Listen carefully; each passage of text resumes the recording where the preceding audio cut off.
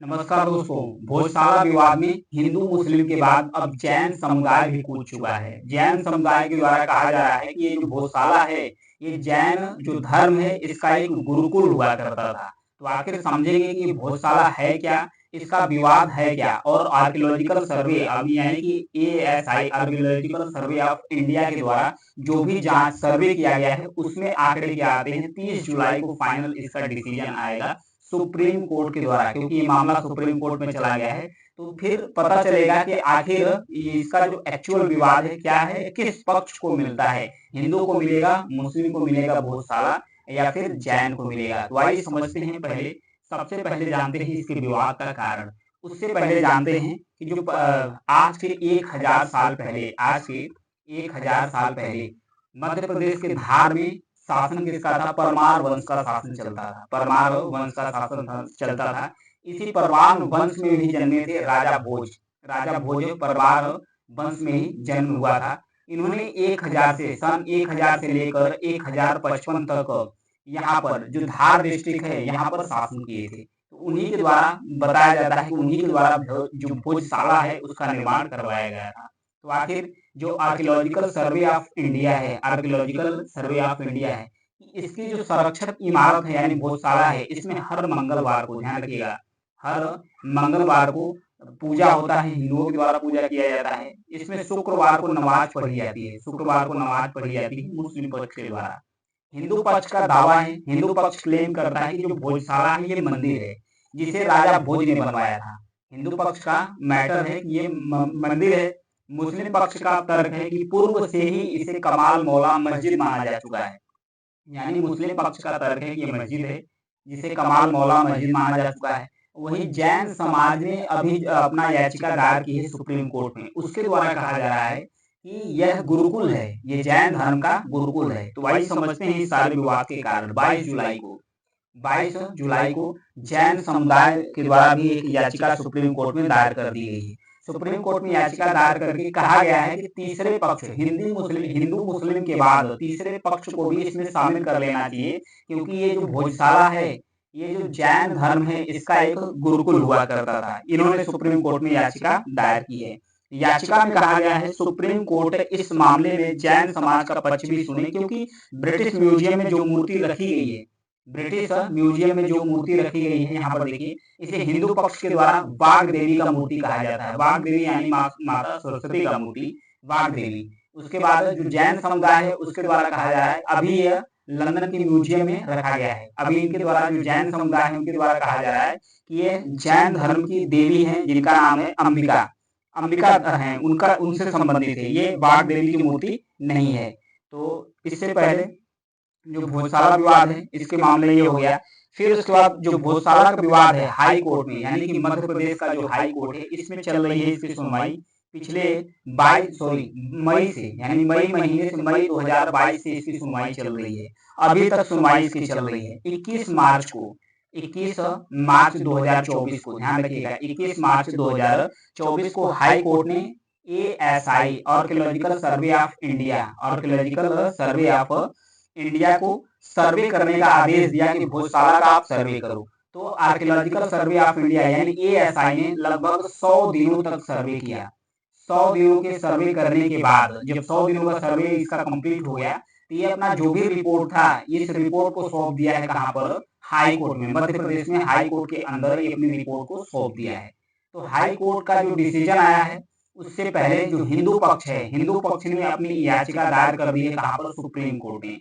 Supreme court में याचिका दायर कर दी है। तो हाई कोर्ट ने कहा कि अब मामला चला गया है सुप्रीम कोर्ट में, जब तक सुप्रीम कोर्ट का फैसला नहीं आ जाता तब तक कहा नहीं जा सकता कि ये किसको मिलेगा, कैसे मिलेगा। तो ये तो हो गया। और भोज जो जैन समाज है, जैन समुदाय है, उसके द्वारा कहा जा रहा है कि भोजशाला हमारी है, हमें पूजा का अधिकार मिलना चाहिए। क्योंकि ये अपना दलील देते हैं 1875 का। 1875 में जब खुदाई हुई थी कहाँ पर? भोजशाला के अंदर।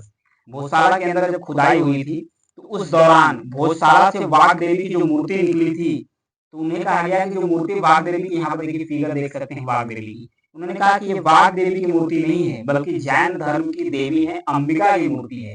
ये जैन समुदाय के द्वारा कहा जा रहा है कि वो 1875 में खुदाई हुई थी उसमें निकली है। तो ये था उनके द्वारा कहा जा रहा है। फिर उसके बाद जैन समाज के याचिकाकर्ता हैं जिनका नाम है सलेख चंद्र जैन। इन्होंने कहा कि राजा भोज कवियों को काफी पसंद करते थे, कवियों को काफी पसंद करते थे। वे सर्वधर्म प्रेमी थे। उनके दरबार में धनंजय जैन कवि थे, उनका नाम धनपाल भी था। कवि धनंजय ने एक किताब संस्कृत में लिखी थी, उसके कुछ श्लोक राजा भोज को सुनाए थे। राजा भोज काफी प्रभावित हुए और कवि की प्रशंसा की। तो कवि ने कहा, कौन कवि थे, कवि का नाम क्या था, कवि का नाम था धनंजय।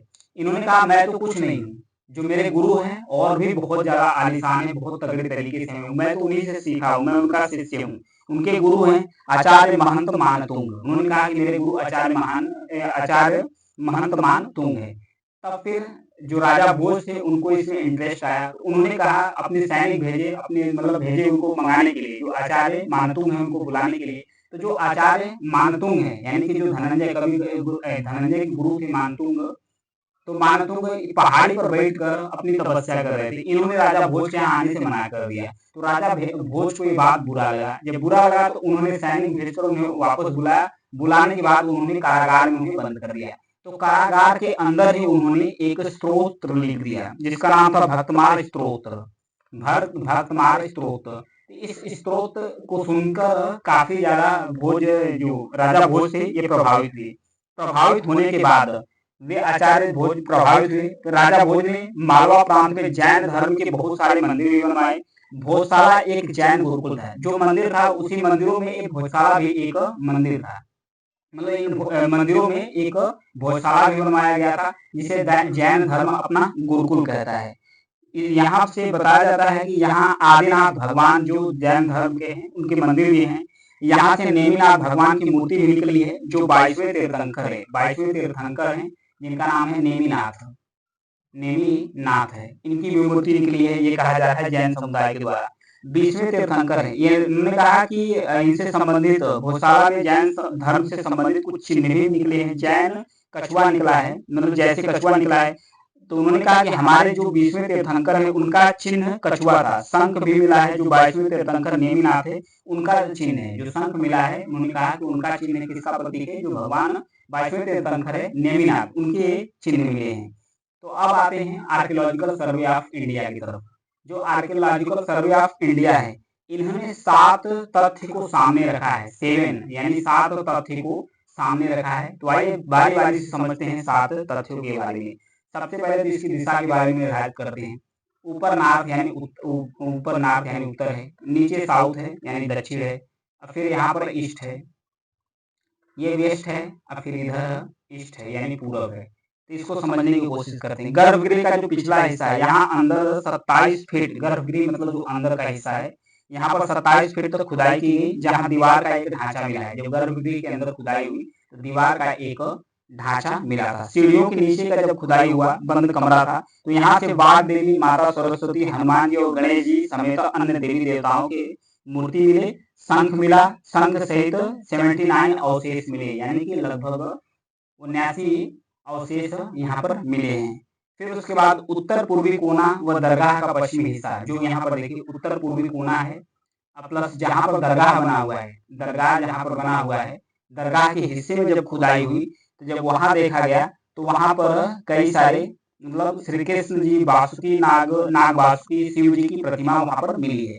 फिर उत्तर दक्षिण कोने में जब खुदाई हुई, यहाँ पर देखिए दक्षिण कोने में खुदाई हुई और उत्तर में खुदाई हुई। जब वहां खुदाई हुई तो वहां पर स्तंभ, तलवार, दीवारों के 150 से ज्यादा नक्काशी वाले प्रतिमा के अवशेष मिले हैं। यज्ञशाला जहाँ पर यज्ञ होता है उसके पास जब खुदाई हुई तो वहां सनातनी आकृतियों वाले पत्थर मिले हैं। जब दरगाह के अंदर खुदाई हुई तो अंडरग्राउंड अक्कल कुइयां चिन्हित हुई हैं। स्तंभों की जब खुदाई करके देखा गया तो केमिकल ट्रीटमेंट के बाद सीताराम, ओम नमः शिवाय की आकृतियां चिन्हित की गई है। ये जो आर्कियोलॉजिकल सर्वे ऑफ इंडिया है इसने अपना फैक्ट रखा है सुप्रीम कोर्ट के सामने।